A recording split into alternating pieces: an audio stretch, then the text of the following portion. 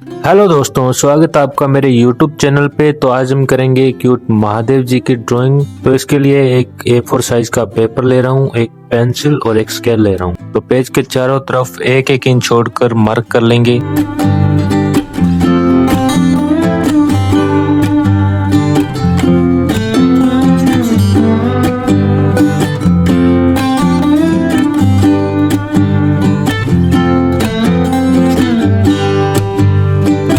मार्क करने के बाद में दोनों साइड्स के पॉइंट्स को एक दूसरे से मिला लेंगे।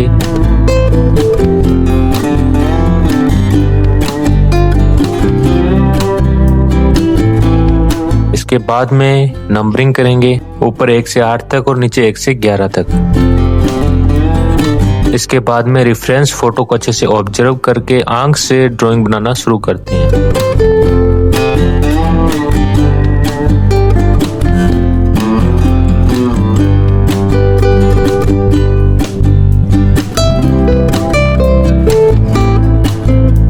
तो वीडियो थोड़ा लंबा हो सकता है, प्लीज एंड तक देखिएगा और आपको ड्राइंग कैसी लगती है कमेंट में जरूर बताइएगा।